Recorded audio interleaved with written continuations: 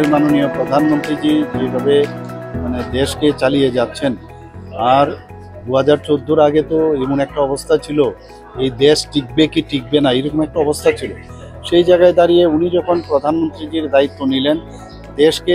যেভাবে সুরক্ষিত রাখলেন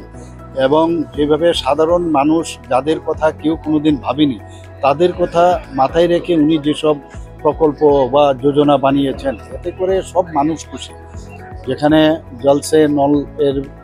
নলসে জলের বিষয়, যেখানে আবাস যোজনায় হোক এবং বিনা পয়সায় মানুষকে রেশন দেওয়া, সব বিষয়ে উনি উজ্জ্বলা যোজনা থেকে আরম্ভ করে এত যোজনা উনি করেছেন যে উনি বলেছেন জাতপাতের রাজনীতির ঊর্ধ্বে উঠে আমরা যারা গরিব মানুষ, যারা যুবা, যারা মহিলারা আছেন তাদের যদি মানে উত্তরণ হয় তবেই দেশ সামনে